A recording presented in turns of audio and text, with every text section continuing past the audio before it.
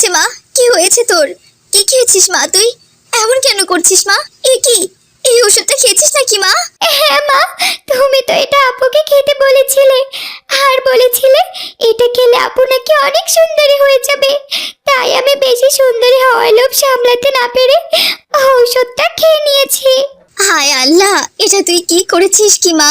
ওটা তো ঔষধ ছিল না, ওটা ছিল ইঁদুর মারার বিষ। আমি ওই বিষ দিয়ে মীরাকে মারতে চেয়েছিলাম মা। সংসারের এত কাজ কি আর একা একা করা যায়? এক নবাব জাতি আছে, বসে বসে শুধু গিলবে আর লেখাপড়া করবে, আর আমাকে দিয়ে বাড়ির সব ঝির কাজ করাবে। আমি পারবো না তো কাজ করতে। যাই, নবাব জাতিকে ডেকে নিয়ে আসি, ওকে দিয়েই আজকে আমি বাড়ির সমস্ত কাজ করাবো।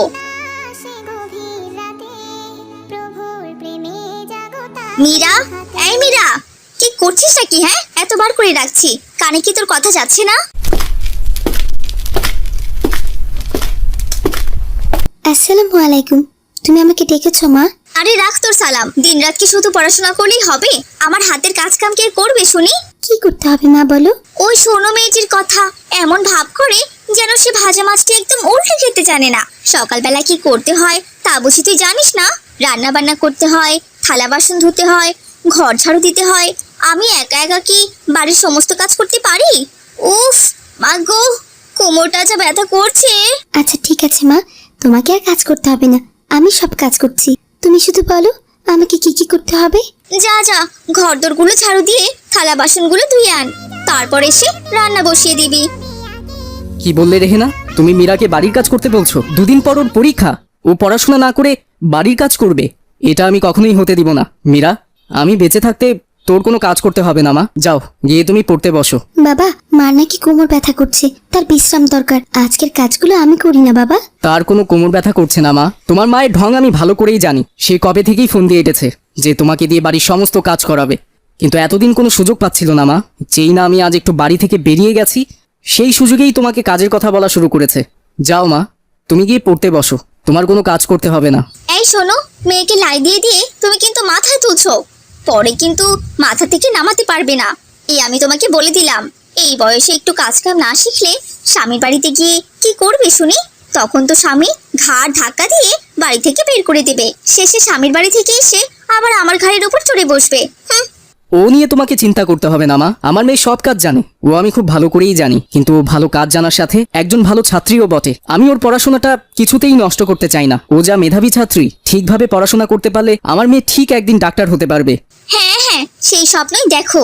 ডাক্তার হবে না তো ঘোড়ার ডিম হবে। শেষে দেখো ও আমার ঘাড়ের উপর বসে খাবে, আর ওকে কেউ বিয়েও করবে না। এত কথা বলছো কেন? হ্যাঁ, তোমার ছোট মেয়ে কি করেছে? হ্যাঁ, তোমার ছোট মেয়ে তো পড়ে পড়ে নাক ডেকে ঘুমাচ্ছে।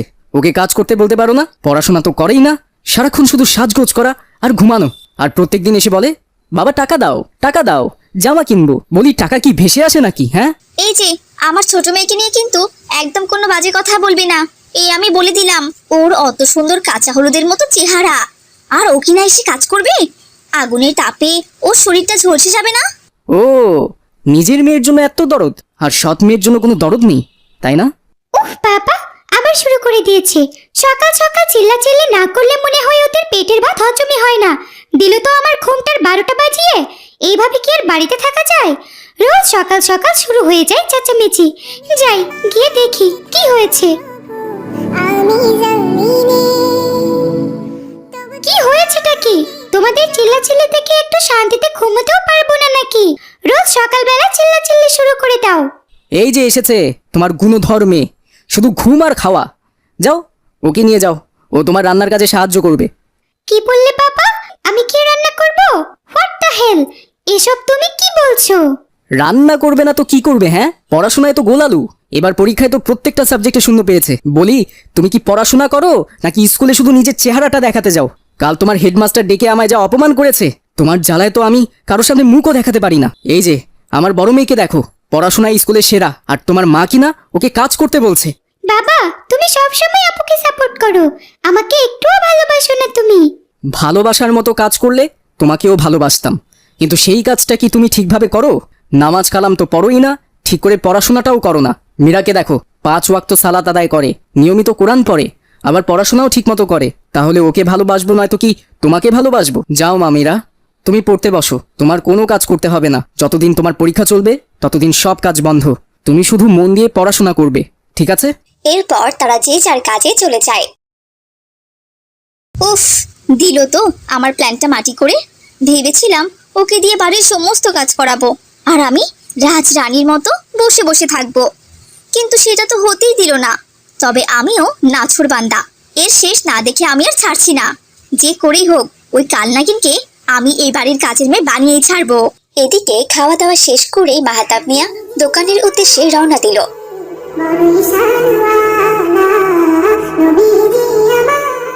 আসসালামু আলাইকুম মাহাতাব ভাই, কেমন আছেন? দোকানে যাচ্ছেন বুঝি? ওয়ালাইকুম আসসালাম ভাই। হ্যাঁ ভাই, দোকানে যাচ্ছিলাম, রিক্সা পাচ্ছি না তাই দাঁড়িয়ে আছি। কি ব্যাপার মাহাতাব ভাই, আপনার মনটা খারাপ কেন? আজকাল ব্যবসা কি ভালো যাচ্ছে না নাকি? আর বলবেন না ভাই, মেয়েটাকে নিয়ে খুব যন্ত্রণার মধ্যে আছি। আপনার কোন মেয়ে ভাই, বড় মেয়ে না ছোট মেয়ে? ভাই ছোট মেয়ে তো সুখেই আছে, আমার মা মরা বড় মেয়েটাকে নিয়ে একটু চিন্তায় আছি। কি হয়েছে মীরার? মীরা তো খুবই ভালো ছাত্রী, মেয়েটা পড়াশোনায় কত ভালো, আর আদব কায়দাতেও এই মহল্লায় সবার থেকে সেরা। কি সুন্দর নমনীয় ব্যবহার, ওর সাথে কথা বললেই প্রাণটা জুড়িয়ে যায়। দেখা হলেই সব সময় সালাম কালাম আর আদব কায়দার সহিত কথা বলে। হ্যাঁ আব্দুর রহমান ভাই, সেটাই তো আমার কাল হয়ে দাঁড়িয়েছে। আমার ওই নিরীহ মেয়েটাকে দিয়ে রেহেনা সব সময় কাজ করিয়ে নিতে চায়। আমি মারা গেলে আমার মেয়েটা যে খুবই কষ্ট হবে ভাই, তাই আমি চাচ্ছি মেয়েটা ভালো করে পড়াশোনা শিখে ডাক্তার হোক, তাহলে সে নিজের পায়ে দাঁড়াতে পারবে, তখন ওর আর কোনো কষ্ট থাকবে না। হ্যাঁ হ্যাঁ মাহাতাব ভাই, মীরা ডাক্তার হতে পারবে তো, ও যা মেধাবী। তা তো আমি জানি আব্দুর রহমান ভাই, কিন্তু আমার বউটা মনে হয় ওকে ডাক্তার হতে দেবে না, সারাক্ষণ ওর পেছনে পড়ে থাকে। আমার তো সবসময় ভয় হয় আমি বাড়িতে না থাকলে কখন যে আমার মেয়েটা সর্বনাশ করে ফেলে। আব্বুজান, আমি একটা কথা বলি। হ্যাঁ বাবা উমর, বলো কি বলবে? আমার খালাতো ভাই জিয়াদ ভাইয়া তো বিয়ে করতে চাচ্ছেন। ভাইয়া তো একজন পরহেজগার ও মেধাবী মেয়ে খুঁজছেন। আমি বলি কি আব্বুজান, জিয়াদ ভাইয়ার সাথে মীরা আপুর সাথে বিয়ে দিলেই তো সমস্যার সমাধান হয়ে যাবে। কি বলছো কি বাবা উমর, জিহাদ কি মীরাকে পড়াশোনা করাবে? দেবে চাচাজান, জিয়াদ ভাইয়া আমাকে বলেছে মেয়ে মেধাবী হলে সে যতদূর পড়তে চায় সে পড়াবে, এতে তার কোনো আপত্তি নেই। আর জিয়াদ ভাইয়া নিজেও তো একজন কম্পিউটার ইঞ্জিনিয়ার, বুয়েট থেকে পাশ করে কম্পিউটার ইঞ্জিনিয়ার হয়ে মস্ত বড় কোম্পানিতে চাকরি করছে। তাই নাকি? এটা তো খুবই ভালো কথা। এত বড় চাকরি করে সেই ছেলে আমার মেয়েকে বিয়ে করবে? আমি তো সামান্য মুদির দোকানদার বাবা। ভাই আপনি এ নিয়ে চিন্তা করবেন না, জিহাদ খুবই ভালো ছেলে, ওর কোনো যৌতুক বা টাকা পয়সার কোনো প্রয়োজন নেই। ও শুধুমাত্র একজন ভালো মেয়ে চায়। সে কথা আমার মাথাতেই ছিল না, ওমর ভালো কথা মনে করিয়ে দিয়েছে। আমি আজই জিহাদের সাথে কথা বলবো, আপনি শুধু দেখেন আপনার মেয়ে রাজি হয় কি না। আচ্ছা ঠিক আছে আব্দুর রহমান ভাই। ভাই আজ আর মনে হয় রিক্সা টিক্সা পাবো না, অনেক দাঁড়িয়ে থেকে একটা রিক্সা পেয়েছি। চলেন ভাই, যেহেতু দুজনে এক রাস্তাতেই যাচ্ছি, এখন এক রিক্সাতেই যাই। হ্যাঁ ভাই চলেন। কি ব্যাপার বাবা ওমর, তুমি এখনো অপেক্ষা করছো যে? কার জন্য অপেক্ষা করছো? আব্বুজান, আমার বন্ধু সারফারাজ আসবে, ওর জন্যই অপেক্ষা করছি। আপনি মাহাতাব চাচার সাথে চলে যান, সারফারাজ আসলে আমি ঠিক চলে যাব।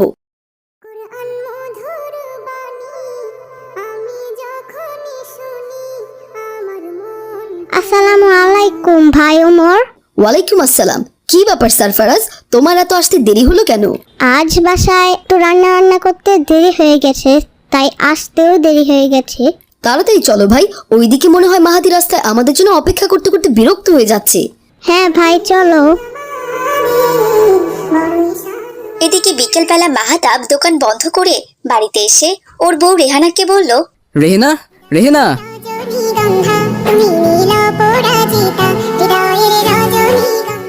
কি হয়েছে? হ্যাঁ, এত চেঁচামেচি কেন শুরু করেছো শুনি? সারাদিন কাজ করতে হয়, আবার তোমার চেঁচামেচিও শুনতে হয়। আমার হয়েছে যত জ্বালা। রেহেনা শোনো, মীরার জন্য ভালো একটা বিয়ের ঘর এসেছে। ছেলে মস্ত বড় চাকরি করে, কম্পিউটার ইঞ্জিনিয়ার। ওই যে আমাদের মহল্লায় আব্দুর রহমান ভাই আছেন না, তার জ্যাঠুনির ছেলে। কি বলো এসব? কম্পিউটার ইঞ্জিনিয়ার ছেলে তোমার এই মেয়েকে বিয়ে করবে কেন? দেশে কি মেয়ের আকাল পড়েছে নাকি শুনি?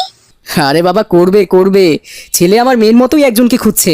আর তাছাড়াও আমার মেয়ে কম কিসের, হ্যাঁ মেধাবী ছাত্রী, দিনদার পরহেজগার, এমন মেয়েই বা কজনের ভাগ্যে জোটে। পরশুদিন শুক্রবার ওরা আমাদের বাড়িতে আসবে মীরাকে দেখতে।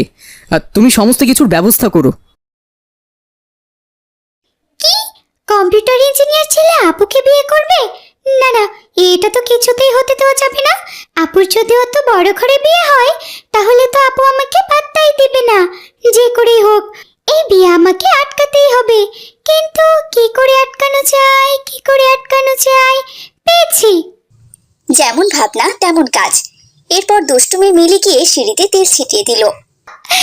এবার আপু সিঁড়ি দিয়ে নিচে নামতে পা পিছলে সিঁড়ি থেকে নিচে পড়ে যাবে। নিশ্চিত আপুর একটা পা নয়তো একটা হাত ভেঙে যাবে। তখন হাত পাওয়ালা ভাঙা মেয়েকে কেউই বিয়ে করবে না। যাই, তাড়াতাড়ি গিয়ে লুকিয়ে পড়ি, আপুর আসার সময় হয়ে গেছে। এই কথা বলে মিলি গিয়ে আড়ালে লুকিয়ে পড়ল। একে তো কাজের জ্বালায় পারি না, আবার মেয়েকে বিয়ে দিতে এসেছে। মাঝে মধ্যে কাজে একটু সাহায্য করতো, এখন আবার কি করবে শুনি। এসব কথা বলতে বলতে রেহানা ধপাস করে সিঁড়ি থেকে গড়িয়ে মেঝেতে পড়ে গেল। ও মা গো, ও বাবা গো, গেল গো গেল, আমার হাতটা ভেঙে গেল। কে আছো? এই সেরেছে রে, এই তো দেখছি মা পড়ে গেছে। আমি তো চেয়েছিলাম আপুর হাত পা ভাঙতে। না না, এখানে আর থাকা যাবে না, তাড়াতাড়ি কেটে পড়ি। মা, মা কি হয়েছে তোমার? ওঠো মা, ওঠো। হারামজাদি, সিঁড়িতে তেল ছিটিয়ে রেখেছিস তুই, তাই না? আমি যাতে পড়ে গিয়ে মরে যাই। এ তুমি কি বলছো মা? আমি কেন সিঁড়িতে তেল ছিটিয়ে রাখবো? তুই নয়তো কে? হ্যাঁ, তুই ছাড়া এ বাড়িতে আর কে আছে শুনি? বিশ্বাস করো মা, এমন জঘন্য কাজ আমি করিনি। কে করেছে সেটা আমি খুব ভালো করে জানি। তাড়াতাড়ি আমাকে ঘরে নিয়ে চল, আর ডাক্তারকে ফোন কর, হাতে আমার ব্যান্ডেজ করতে হবে, আমার হাত। এরপর মীরা রেহানাকে ধরে ঘরে নিয়ে গেল আর ফোন করে ডাক্তার ডেকে ব্যান্ডেজ করিয়ে নিল। বলি যে একটু সাবধানে চলাফেরা করতে পারো না? তোমার চোখ তো সবসময় উপরের দিকে থাকে, একটু দেখে শুনে চললেই তো এমন হতো না। এখন শুয়ে থাকো, আমি গিয়ে তোমার জন্য ওষুধ নিয়ে আসছি। এই হারামজাদিটা আমাকে মেরে ফেলতে চেয়েছিল। আমি খুব ভালো করে জানি ওকে কি করে শায়েস্তা করতে হয়, সেটা আবার খুব ভালো করে জানা আছে। দাঁড়া, আমি তোকে দেখাচ্ছি মজা। এদিকে ঘরের ভেতর ইঁদুর মারার বিষ ছিল। রেহানা সেগুলোকে পানির সাথে মিশিয়ে বোতলে তুলে নিয়ে এলো। তারপর মীরাকে ডেকে বলল, মীরা, মীরা, এদিকে আয় তো মা। কি হয়েছে মা? আমাকে ডাকলে? তোমার কি কোনো অসুবিধা হচ্ছে মা? মা, তোমার হাতে ওটা কিসের ওষুধ? তোমাকে কি ওষুধ খাইয়ে দেবো মা? আরে না রে মা, এই ওষুধ আমি আমার জন্য আনিনি। এটা হচ্ছে হার্বাল ঔষধ। এটা খেলে তুই অনেক সুন্দরী হয়ে যাবি। কাল তো তোকে পাত্রপক্ষ দেখতে আসবে, মনে করে ওষুধটা খেয়ে নিস কিন্তু মা। আচ্ছা ঠিক আছে মা। এই বলে মীরা ওষুধ নিয়ে ঘরে চলে গেল। ওরে বাবা, এখন তো দেখছি আমার নিজের মায়ের সৎ মায়ের পক্ষ নিয়ে কথা বলছে। যেই শুনেছে মেয়ের কম্পিউটার ইঞ্জিনিয়ারের সাথে বিয়ে হবে, অমনি সুর পাল্টে গেছে। না না, মীরাকে তো কোনোভাবেই সুন্দরী হতে দেওয়া যাবে না। ওই ঔষধ আমাকে খেতে হবে, যেন আমি আরো সুন্দরী হই আর পাত্রপক্ষে এসে আমাকে পছন্দ করে। যেমন ভাবনা তেমন কাজ। মীরা ওষুধ রেখে গোসল করতে চলে গেল, আর এদিকে মিলি গিয়ে ওই ওষুধটা খেয়ে ফেললো। তার কিছুক্ষণ পরেই তার পেটে যন্ত্রণা শুরু হয়ে গেল। ও মা গো, ও বাবা গো, বাঁচাও, বাঁচাও আমাকে। আমি কি খেলাম? বাঁচাও আমাকে।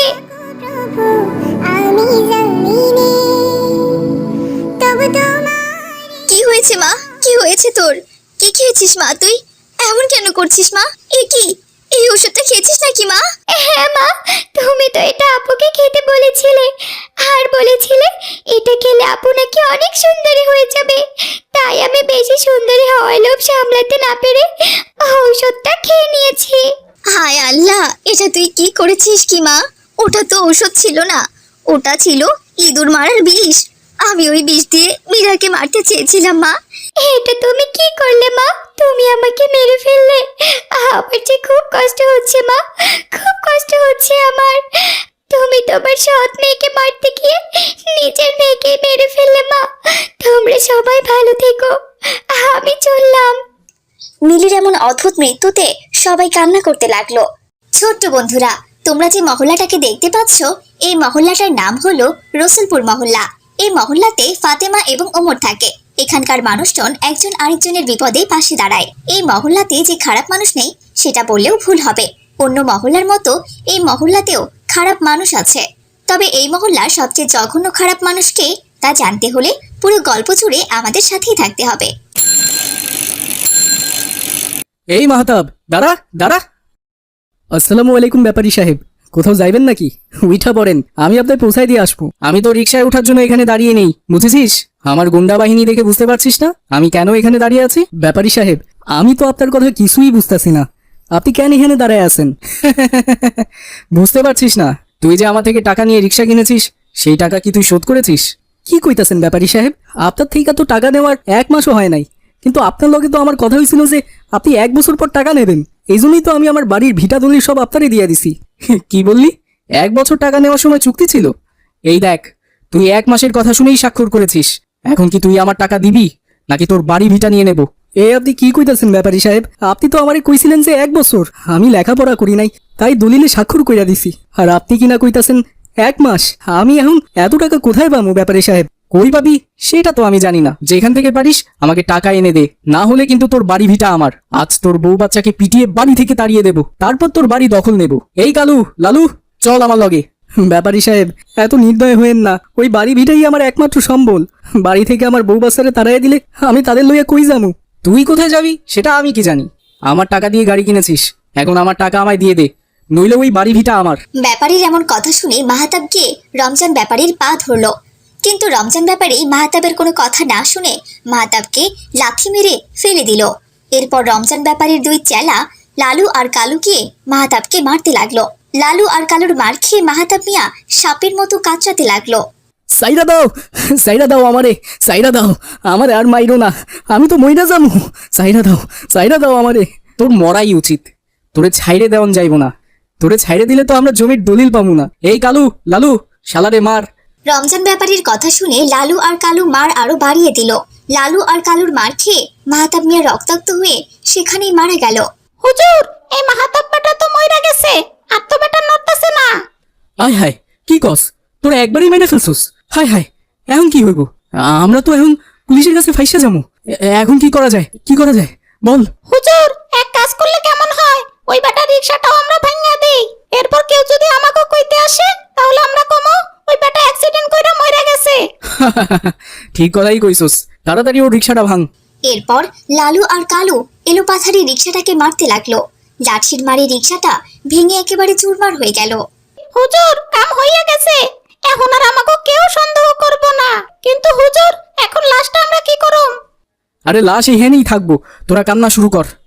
কে কোথায় আছো? বাঁচাও, বাঁচাও, মাহাতাব মিয়ারে বাঁচাও, মাহাতাব মিয়া যে অ্যাক্সিডেন্ট করছে, বাঁচাও মাহাতাব মিয়ারে।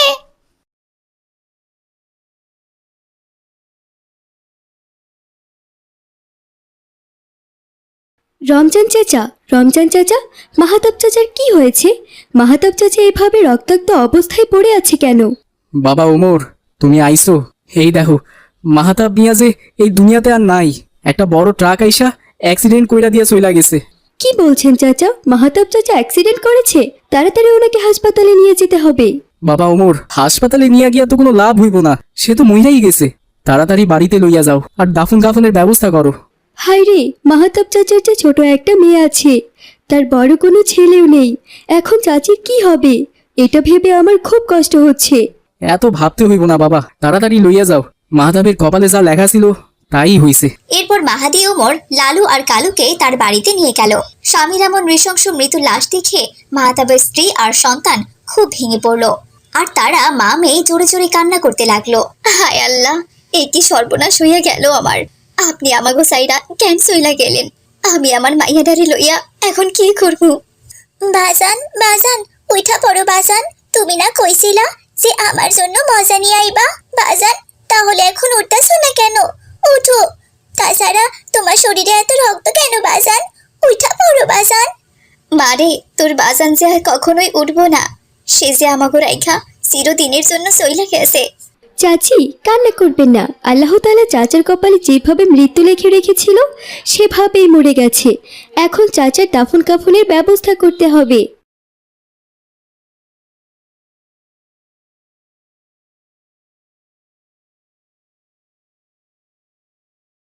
মাহাদি, মাহাতাব চাচা তো দুনিয়া থেকে চলে গেল।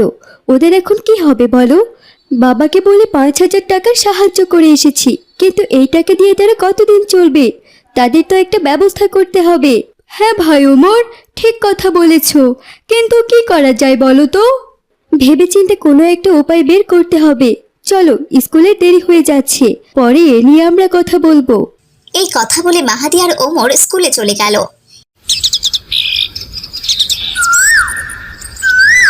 এদিকে পরদিন সকালে রমজান তার গুন্ডা পান্ডা নিয়ে মাহাতাবের বাড়িতে এলো। মাহতাবের বউ, ও মাহতাবের বউ, বাড়িতে আসো। আসসালামু আলাইকুম ব্যাপারী সাহেব। ওয়ালাইকুম আসসালাম। এই দেখো দলিলটা। এইটা কিসের দলিল ব্যাপারী সাহেব? কিসের মানে? তোমার স্বামী যে এই জমিটা বন্ধক রেখে আমার কাছে টাকা নিছে রিক্সা কেনার জন্য, সেটা কি মনে নাই? ওই রিক্সা কেনার জন্য আমার কাছ থেকে 1 লাখ টাকা নিছে। আমাকে টাকা দাও, নয়তো এই বাড়ি ভিটা আমি খালি কইরা দিমু। আপনি আপনি সব কি কইতাছেন ব্যাপারী সাহেব? এই বাড়িটা সাইরা দিলে আমরা কোথায় যাবো? কোথায় যাবি তা আমি কি জানি? আমার টাকা আমায় ফিরায় দাও, নয়তো এই বাড়ি আমার।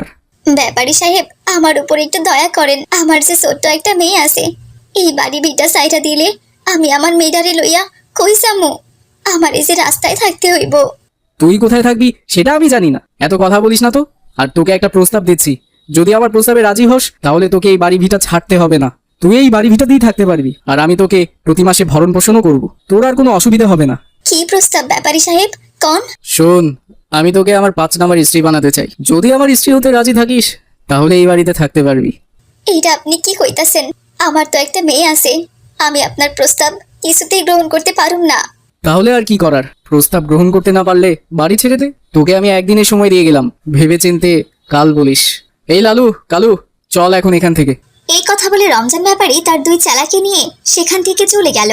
এদিকে রেহেনা খুব বড় বিপদে পড়ে গেল, কারণ রমজান ব্যাপারী এই মহল্লার সবচেয়ে খারাপ মানুষ। সে টাকার জন্য এমন কোনো কাজ নেই যা সে করে না। মা, ও মা, আমাদেরকে এই বাড়ি সাইডা চইলা যাইতে হইব। ব্যাপারী সাহেব যে কইয়া গেল, আমাদের এখন কি হইব মা? চিন্তা করিস না মা, আল্লাহ তাআলা কোনো না কোনো একটা ব্যবস্থা ঠিক করবেন। এখন চল মা, ঘরে চল। রেহেনা ভাবতে লাগলো কি করা যায়। দেখতে দেখতে রাত হয়ে গেল, তারপর সবাই ঘুমিয়ে পড়লো। এদিকে রাতের বেলা রেহানা স্বপ্নে দেখলো তার স্বামী রক্তাক্ত অবস্থায় এসে তাকে বলছে, রেহেনা, রেহেনা। এ কি, আপনি আপনি এখনো বেঁচে আছেন? না রেহেনা, আমি বেঁচে নেই। আমাকে যে রমজান ব্যাপারী আর তার 2 চেলা মিলে লাঠি দিয়া পিটাইয়া মাইরা ফেলছে। খুব কষ্ট দিয়ে আমারে মারছে রেহেনা। ওই ব্যাপারী তোমারে ছাড়বো না। ওই ব্যাপারী তোমারে যে প্রস্তাব দিয়া গেছে, ওই প্রস্তাবে রাজি না হইলে তোমারেও মাইরা ফেলবো। তুমি মাইয়াডারে লইয়া এখান থেকে চইলা যাও, সেইটাই তোমার জন্য ভালো হইব রেহেনা। এরপর তোমারে আর আমাকেও মাইয়াডারে মারবো। আমি ওই ব্যাপারী রে খুনের শাস্তি দিয়েই ছাড়মু। এইসব তুমি কি কইতাছো রেহেনা? তুমি কিছু করতে পারবা না। এইটা আপনি আমার উপরে সাইডা দেন। আচ্ছা ঠিক আছে রেহেনা, মাইয়াডারে লইয়া ভালো থাইকো। এই কথা বলে মাহাতাব মিলিয়ে গেল। পরদিন সকালে গিয়ে রেহেনা মাহাদি আর ওমরকে সমস্ত কথা খুলে বলল। কি বললেন চাচি? ওই রমজান ব্যাপারী মাহাতাব চাচাকে মেরে ফেলেছে? হ বাবা, তোমার চাচা কাল স্বপ্নে এসে আমারে সব কথা কইয়া গেছে। আর রমজান ব্যাপারী আমারে হুমকি দিয়া গেছে, আমি যদি রমজান ব্যাপারীর সাথে বিয়া করতে রাজি হই তাহলে আমারে বাড়ি ছাড়া করব না, আর যদি রাজি না হই তাহলে এই বাড়ি থেকে আমারে তাড়াইয়া দিব। আমার স্বামী নাকি তার কাছ থেকে টাকা নিছে। আপনি কোনো চিন্তা করবেন না চাচি, আমি ব্যবস্থা করছি। আপনি বাড়িতে যান আর রমজান ব্যাপারীর আসার অপেক্ষা করতে থাকেন। এরপর মাহাদি আর ওমর থানায় গিয়ে পুলিশ নিয়ে এলো, আর পুলিশ নিয়ে তারা গাছের আড়ালে লুকিয়ে পড়লো। একটু পরেই রমজান ব্যাপারী আর তার 2 চেলা চলে এলো। কিরে রেহেনা, কাল যে প্রস্তাব দিয়ে গেছিলাম সেই প্রস্তাবে কি তুই রাজি আছিস? আপনার প্রস্তাবে আমি কেন রাজি হমু? হ্যাঁ, আমি আপনার প্রস্তাবে রাজি হমু না, আর বাড়ি সাইডেও যাবো না। দেখেছিস লালু কালু এর কথা? ওস্তাদ, আর দেরি কইরা লাভ নাই। ওর স্বামীরে যেমনে আমরা দুনিয়া ছাড়া করছি, এখন এই দুটারেও দুনিয়া ছাড়া কইরা দেই। ঠিকই কইছস, ওর স্বামীরে তো আমরা মাইরা অ্যাক্সিডেন্ট হিসেবে চালায় দিছি। ওরে মাইরা আমরা শিয়াল কুকুরে খাওয়াই দেবো। এই মার তোরা। অনেক হয়েছে রমজান ব্যাপারী, তুই যে এতদিন ধরে এই মহল্লার মানুষজনকে অত্যাচার করছিস তার আমরা ঠিকঠাক শুধু প্রমাণ পাচ্ছিলাম না। আজ তার প্রমাণ আমরা পেয়ে গেছি। তোর সমস্ত কথা আমরা মোবাইলে রেকর্ড করেছি। তাহলে তুই মাহাতাবকে হত্যা করেছিস? ও ওসি সাহেব, আমার ভুল হইয়া গেছে, আমারে আপনি ক্ষমা কইরা দেন। না না না না না, তোর কোনো ক্ষমা নেই। তোর মতো খারাপ মানুষের স্থান এই মহল্লায় নয়, তোর মতো জঘন্য মানুষের জায়গা কারাগারে। চল বেটা হারামজাদা। এই কথা বলে ওসি রমজানকে থানায় নিয়ে চলে গেল। মাহাদি আর ওমর রেহানার একটি কাজের ব্যবস্থা করলো। চাচি, আপনার একটা কাজের ব্যবস্থা হয়ে গেছে। আপনি কাজ করবেন আর মাইশাকে নিয়ে আপনি এই বাড়িতেই থাকবেন। মাসে 10,000 টাকা বেতন পাবেন। আশা করি এই বেতন দিয়ে আপনাদের সংসার চলে যাবে আর কোনো সমস্যা হবে না। ধন্যবাদ বাবা ওমর, তোমরা আমার জন্য অনেক কিছুই করলা। দোয়া করি তোমরা সারা জীবন এমন কইরাই মানুষের বিপদে পাশে। সালামু আলাইকুম বন্ধুরা, আমাদের ভিডিওগুলো যদি তোমাদের ভালো লাগে তাহলে লাইক, কমেন্ট এবং বেশি বেশি শেয়ার করো। আমাদের সাথে এমন নতুন নতুন দোয়া শিখতে আমাদের চ্যানেলটি সাবস্ক্রাইব করে রাখো এবং পাশে থাকা বেল আইকনটি ক্লিক করে রাখো, যাতে করে আমরা নতুন ভিডিও ছাড়লেই তোমরা বুঝতে পারো। আসসালামু আলাইকুম। সবাইকে ধন্যবাদ।